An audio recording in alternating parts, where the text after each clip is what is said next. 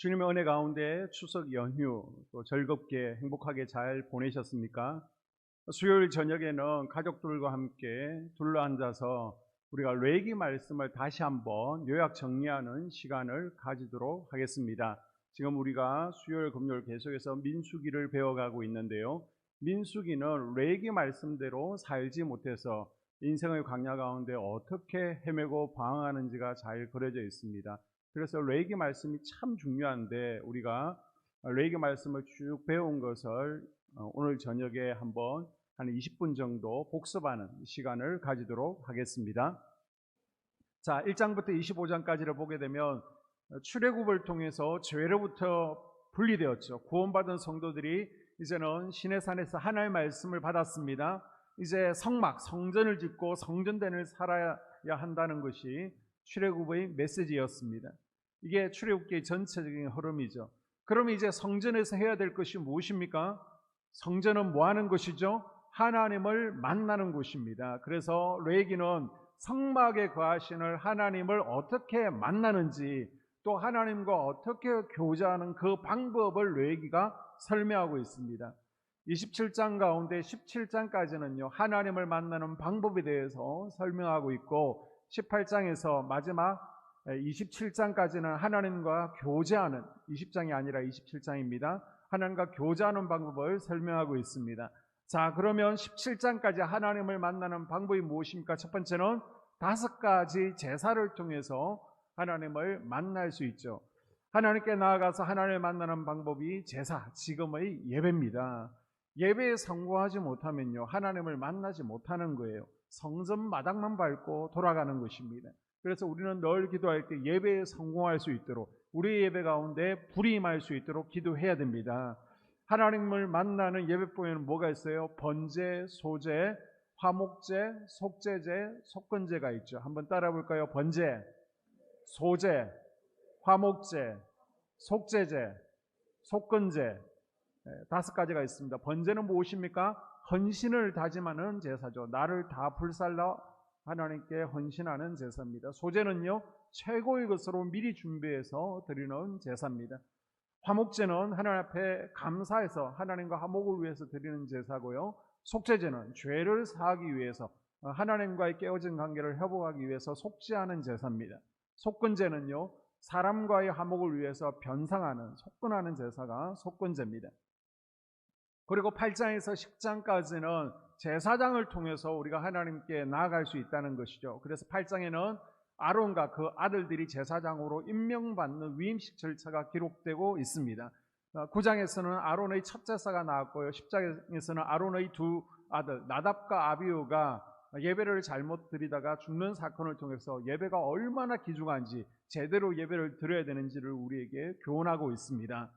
그리고 11장에서 17장까지는 우리가 정결을 통해서 하나님께 나아가고 하나님을 만날 수 있다는 거예요. 그 정결은 바로 육체적인 정결과 영적인 정결. 우리가 거룩할 때 하나님을 만날 수 있습니다.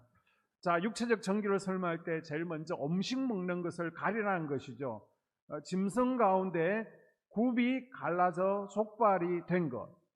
이건 정결한 거예요. 먹어도 되는 거예요. 이것은 우리가 세상과 구별되어져야 된다는 것. 또 외적으로 성결한 성도가 되어야 된다는 것입니다.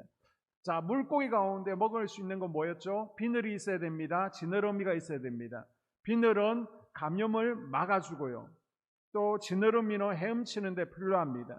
균형을 잡는 데 필요하죠. 그래서 우리는 영적인 전신갑주를 취하고 이 죄악의 바다에 휩쓸려 떠내려가는 것이 아니라 죄악의 바다에서 저 하늘을 향해서 헤엄치는 균형 잡힌 신앙생활을 할 때 하나님께서 우리를 정결하다라고 말씀하시는 거예요.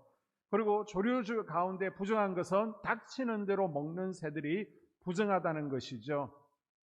그리고 그래서 우리는 닥치는 대로 먹으면 안 됩니다. 우리는 먹을 때 구별할 수 있어야 됩니다.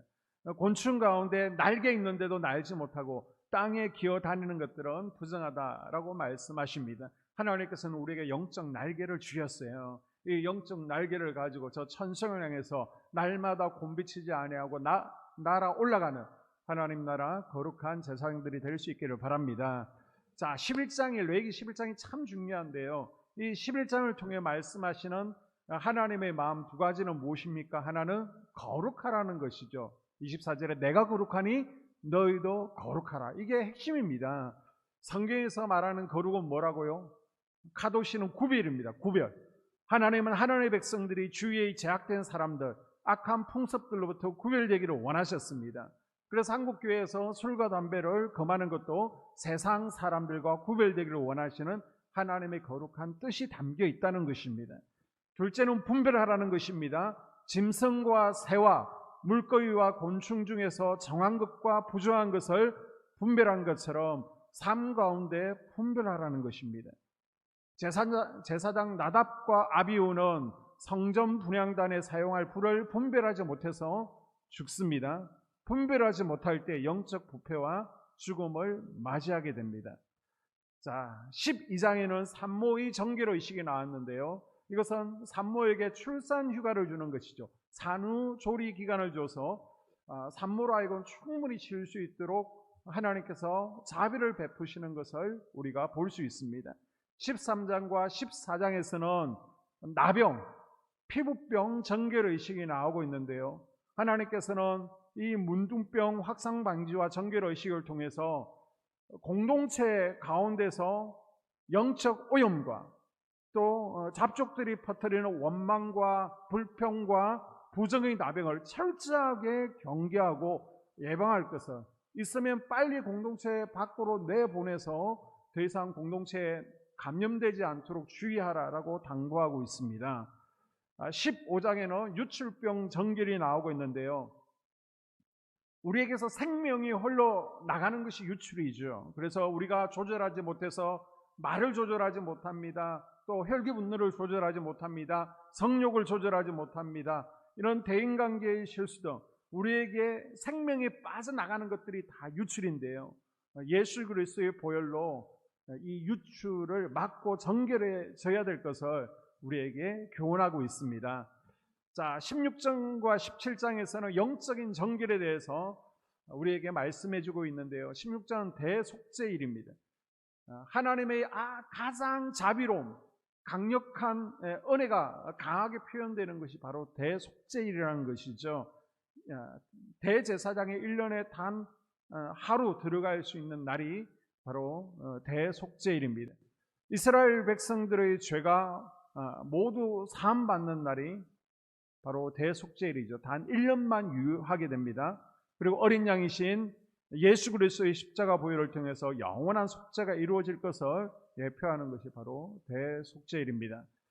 17장에서는 피와 기름을 먹지 말라는 거예요. 왜 먹지 말라는 겁니까?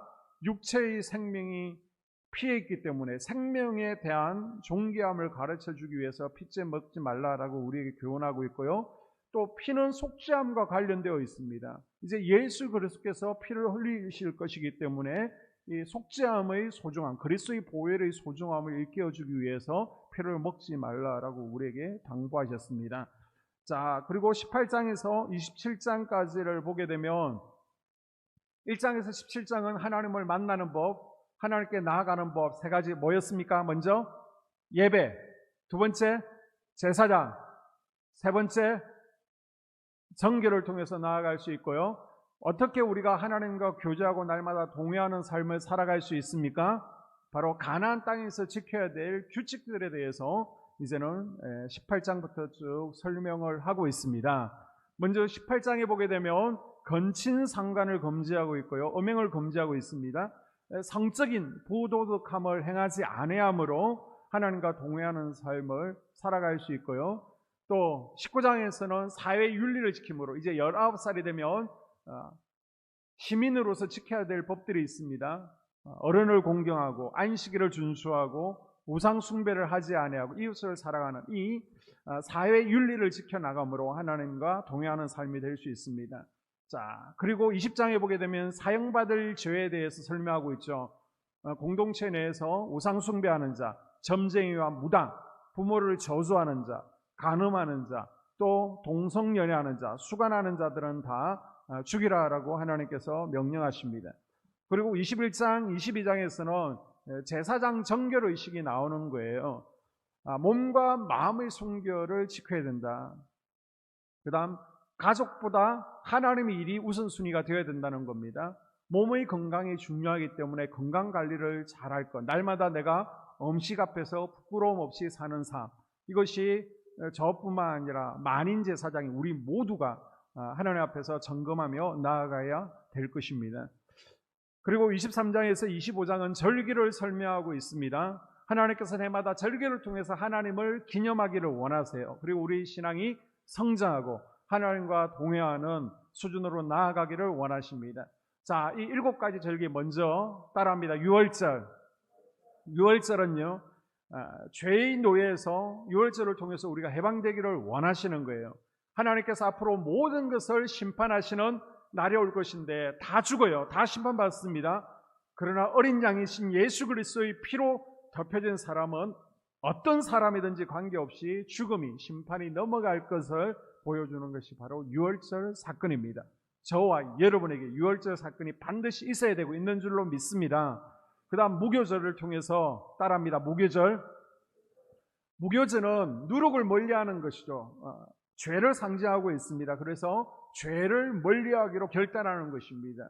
하나님께서 우리로 하여금 죄를 없는 것처럼 덮어주신 것이 유월절 사건이죠. 이제는 더 이상 죄를 범하지 않고 죄를 멀리하는 삶, 그래서 제사장의 실문에 금맞는 삶을 살기로 결단하는 것이 바로 무교절입니다. 그 다음 초실절이 있습니다. 따라합니다. 초실절은 새벽 미명에 처음 익은 보리 한 단을 성전에 갖다 바치게 됩니다. 그러면서 이제 앞으로 있을 보리 추수, 밀 추수에 대해서 미리 열매 주시면 감사하는 것인데, 부활의 첫 열매가 되시는 예수 그리스도를 기념하고 감사하는 절기가 바로 초실절입니다. 그리고 오순절이 있습니다. 따라합니다. 오순절을 통해서 하나님의 말씀을 공급받는 거예요. 성령 충만받기를 또 기대하는 것이 바로 오순절 사건입니다. 그 다음 나팔절이 있습니다. 따라합니다. 이 나팔절은 새해라는 것이죠. 내가 1년 동안 하나님의 말씀대로 살 것을 성령을 먹으면서 다짐하는 것이죠. 그리고 예수 그리스도의 재림을 준비하는 절기가 바로 나팔절입니다. 그리고 속죄일이 있습니다. 따라합니다. 속죄일은 이스라엘 백성들의 죄가 사함받는 날이죠. 어린 양 예수 그리스도께서 십자가에서 단번에 대속을 이루어 주심을 기억하며 감격하는 날이 바로 대속죄일입니다. 그리고 초막절, 7번째 절기 초막절이 있습니다. 따라합니다. 초막절을 장막절 또는 수장절이라고 그러는데요.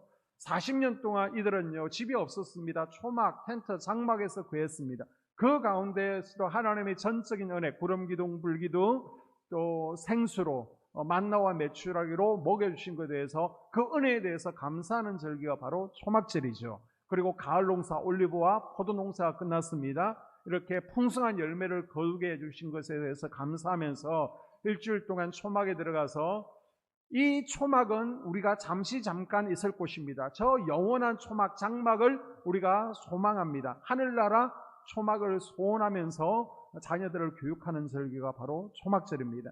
이렇게 7가지 절기가 있고요. 또 매주 안식일이 있습니다. 이 안식일을 통해서 우리는 창조주, 이 땅을 창조하시고 실제시신 하나님을, 창조의 주인 되신 하나님을 인정하는 날이죠. 그리고 부활의 주님을 예배하기를 원하십니다. 자, 그리고 24장에 보게 되면 성전을 어떻게 관리할 것인지 나오고 있는데요. 성전에서는 기도의 불이 꺼지게 하면 안 됩니다. 그리고 말씀의 공급이 끊기지 않아야 됩니다. 하나님의 이름을 모독하는 일이 없어야 됩니다. 이렇게 3가지를 성전 잘 관리할 것을 당부하고 있고요. 자, 25장에서는 안식년과 희년이 나오고 있는데, 안식년은 7년마다 돌아오게 됩니다. 그래서 7년마다 땅을 쉬게 하는 거예요. 그리고 부채를 탕감해 주는 것입니다. 노예를 해방시킵니다. 그리고 안식년을 지켰을 때 결과는 평화를 누리게 될 것이며 배불리 먹고 안전히 거할 것이다 라고 말씀하셨습니다. 희년은 50년째입니다. 안식년이 7년마다 있습니다. 이 안식년이 7번, 7, 49년 7번 지나가고 그 다음에 50년째가 바로 희년입니다. 한번 따라해 볼까요? 희년이라는 용어가 낯설 수 있는데요. 안식년은 탕감해 주는데 포인트가 있습니다. 어려운 사람 가나안 이들의 형편을 좀 깎아주는 거예요. 반면 희년은요 다 리셋 새롭게 해주는 겁니다. 가나안 자들이 새롭게 시작할 수 있도록 자 이제 새롭게 시작한다 기회를 제공하는 것이 바로 희년입니다. 자 26장은 축복과 저주가 나옵니다. 레위기의 결론인데요. 26장에서는 상벌을 다루고 있죠. 자 여러분이 어떤 모임에 가입되어 있으면 회칙이라는 것이 있습니다. 회칙을 보게 되면 1장에는 뭐가 나옵니까? 총칙이라는 게 나오죠. 2장에는 회원의 의무, 3장에서는 우리 이 모임이 뭘 하는지 사업 내용이 쭉 나옵니다. 그리고 마지막 4장에는 의무, 그리고 끝에는 이제 상벌 제도가 나오죠. 그래서 상벌 제도를 끝에 보게 되면 모범 회원에게는 이러이러할 때 표창을 한다 내용입니다. 반대로 이유 없이 서로 싸운다, 3번 불참한다 그러면 재병 처분한다는 벌이 나오고 있습니다. 자, 하나님의 율법도 1장에서 25장까지 율법이 나오고 있어요. 그리고 마지막 26장에서는 이제 상벌 제도가 나오는 거예요. 그러면서 지키면, 자, 3절에 보게 되면 1장에서 25장까지 주신 하나님의 말씀을 지키고 순종하면 어떻게 한다고요? 12절까지 복이 임한다는 것입니다. 자, 대표적인 게 뭐예요? 1절과 2절을 보게 되면 우상을 만들지 말고 안식일을 지키고 성전을 경외하라. 그 외에 많은 율법들이 있습니다. 이것들을 지켜 행하면 어떻게 한다고요? 대표적으로 8절에 보게 되면 다섯이 백을 쫓고 너희 백이 만을 쫓으리니 너희 대적들이 너희 앞에서 칼에 엎드러질 것이며 너희들이 국방을 책임져 주겠다. 너희들을 지키고 보호해 주시겠다라고 말씀하고 있습니다. 그리고 우리가 1장에서 25장까지의 말씀을 지켜 행할 때 특별히 우리가 우상 숭배를 거절하고 안식일을 지키며 성전을 경외하게 될 때에 10절에 너희는 오래 두었던 묵은 곡식을 먹다가 새 곡식으로 말미암아 묵은 곡식을 치우게 될 것이며 너희들의 경제를 책임져 주겠다는 거예요. 너희들이 먹고 살 것을 책임져 주겠다. 우리는요 먼저 우리에게 푸른 초장으로 맑은 시냇물가로 인도해 주실 것을 기도합니다. 형통함을 기도합니다. 그런데 하나님께서는 그게 아니라는 거예요. 여호와를 목자 삼을 때에 그리고 하나님의 말씀을 지켜 행할 때 먼저 그 나라와 의를 구하면 이 모든 것을 더해 주시리라. 경제를 책임져 주시겠다라고 말씀하고 있습니다. 그러면서 하나님께서는 아주 디테일한 복까지도 말씀해 주시는데요. 자, 26장 4절부터 한번 볼게요. 내가 너에게 철따라 비를 주리니 땅은 그 산물을 내고 밭의 나무는 열매를 맺으리라. 이런 비와 늦은 비는 농사 짓는데 절대적인 축복입니다. 그런데 이런 비와 늦은 비로 축복해 주신다는 거예요. 자, 5절에 보게 되면 너희의 타작은 포도 딸 때까지 미치며 너희가 음식을 배불리 먹고 너희 땅에 안전하게 거주하리라. 안전의 복을 주시겠다라고 말씀하고 있습니다. 6절에 보게 되면 사나운 짐승을 제거하며 칼을 제거하고 그 땅에 평화를 줄 것이다 라고 말씀하고 있고요. 7절에 보십시오. 너희 대적들이 너희 앞에서 칼에 엎드러질 것이며 전쟁에서 승리하게 해주겠다. 원수들, 대적들을 발 아래 밟고 이기게 해주시겠다라고 말씀하고 있습니다. 9절에 보게 되면요. 너희를 번성하게 하고 너희를 상대하게 할 것이다. 하나님께서 번성과 상대의 은혜를 주시겠다라고 약속하고 있고요.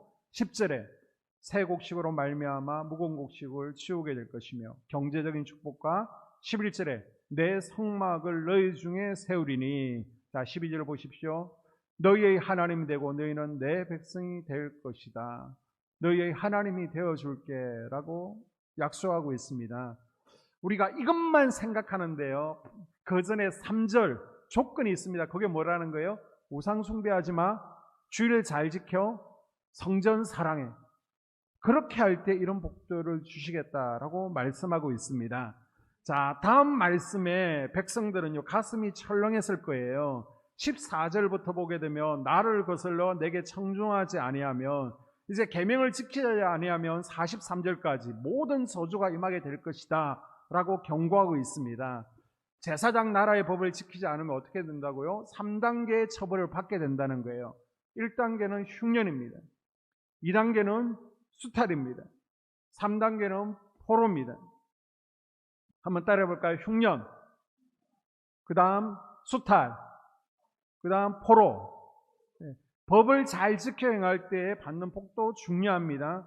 그러나 우리가 하나님의 말씀을 의심 여기고 말씀에 불순종할 때 받는 처벌에 대해서 우리가 더 정확하게 숙지하고 있어야 됩니다. 자, 1단계는 뭐라고요? 흉년, 땅이 생산하지 못한다는 거예요.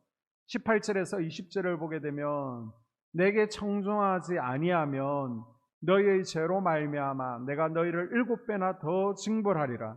내가 너희의 세력으로 말미암은 교만을 꺾고 너희의 하늘을 철과 같게 하며 너희 땅을 녹과 같게 하리니 너희의 수고가 헛될지라. 땅은 그 산물을 내지 아니하고 땅의 나무는 그 열매를 맺지 아니하리라. 자, 그리고 33절에 보게 되면 땅이 황무하며 너희의 성읍이 황폐하리라. 너희를 여러 민족 중에 흩을 것이며 이제 주거가 불안전한다는, 여기저기 이사 다니게 되고요. 또 자연과 환경의 재해뿐만 아니라 덜짐승의 해가 있다라고 말씀하고 있습니다. 자, 이 말씀, 이 예언의 처벌이 어디에서 이루어집니까? 이제 있으면 사사시대가 오게 되는데요. 룻기 1장을 보게 되면 사사시대에 이 예언의 말씀들이 실제로 이루어지는 것을 볼 수 있죠.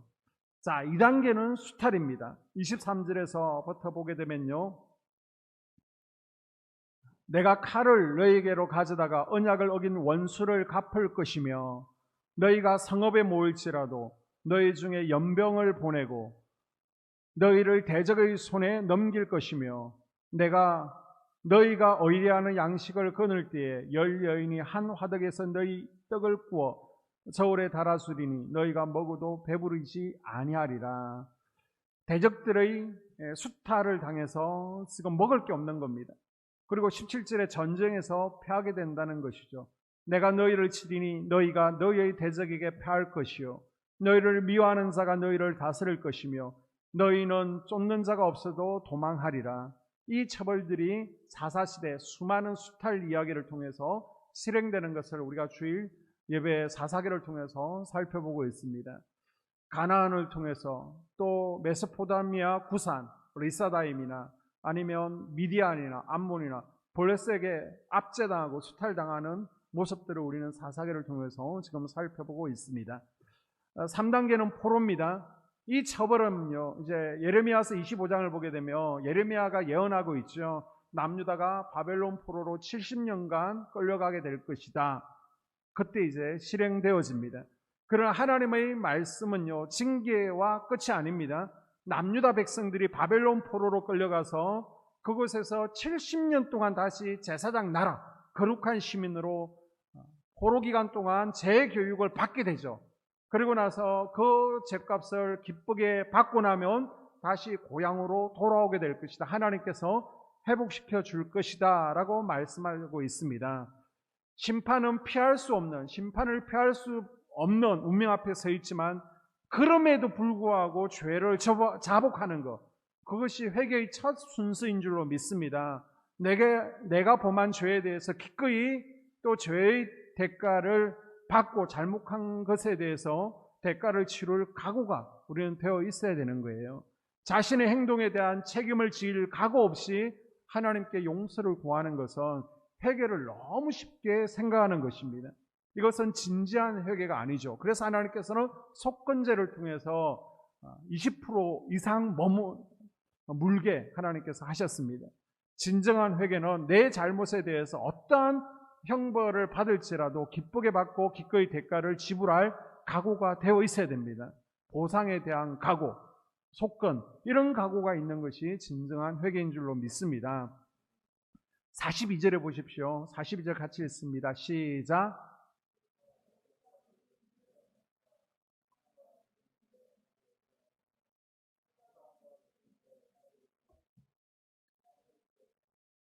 자, 42절에 보게 되면 반복되는 단어 하나가 있죠. 뭐예요? 내가 기억한다는 겁니다. 성경에서 우리 인생을 향한 최대의 저주는 하나님께서 우리를 기억하지 아니하시는 것, 우리를 모르신다라고 하는 것을 기억하십시오. 반대로 최고의 축복이 무엇입니까? 내가 너를 기억하고 있다는 거예요. 우리가 말씀대로 살려고 몸부림치는 나를 우리 하나님께서 기억하십니다. 말씀대로 살려다가 비웃음과 조롱당하는 것, 손해보고 있는 것을 하나님께서 기억하십니다. 하나님께서는 너희들이 복을 받을 것인지 아니면 저주와 심판을 받을 것인지 이제 스스로 선택하고 결정하라.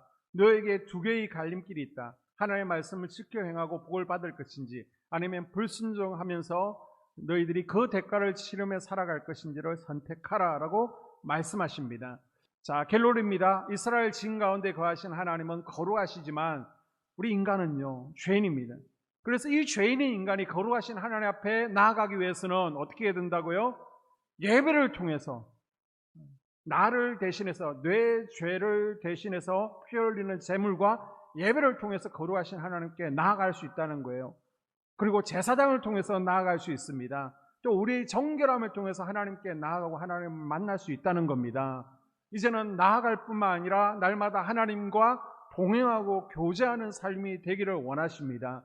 우리가 하나님과 날마다 교제하고 동행하는 삶이 되기 위해서 뭘 해야 된다고요? 하나님의 율법을 지키라는 것입니다.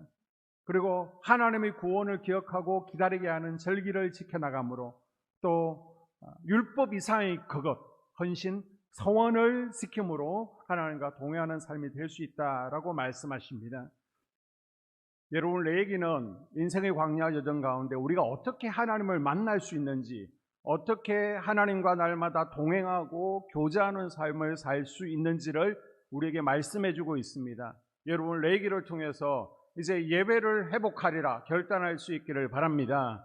또 제사장 되시는 예수님, 목회자를 가까이 하는 은혜가 있기를 바랍니다. 그리고 더욱더 우리가 죄를 멀리하고 또 거룩하게 살기로 결단할 수 있기를 바랍니다. 레위기의 핵심 성구는 내가 거룩하니 너희도 거룩하라는 하나님의 말씀입니다. 우리가 하나님 아버지를 닮아서 날마다 거룩해지기 위해서 죄를 멀리하는 우리가 될 수 있기를 바랍니다. 그리고 하나님의 말씀에 순종하기를 원합니다. 하나님의 말씀에 순종함으로 하나님께서 우리에게 허락하시는 많은 복들을 마음껏 누리는 인생 될 수 있기를, 여러분 가정 되기를 주의 이름으로 축복합니다. 주기도문으로 예배를 마치겠습니다. 하늘에 계신 우리 아버지, 아버지의 이름을 거룩하게 하시며 아버지의 나라가 오게 하시며 아버지의 뜻이 하늘에서와 같이 땅에서도 이루어지게 하소서. 오늘 우리에게 일용할 양식을 주시고 우리가 우리에게 잘못한 사람을 용서하여 준 것 같이 우리 죄를 용서하여 주시고 우리를 시험에 빠지지 않게 하시고 악에서 구하소서.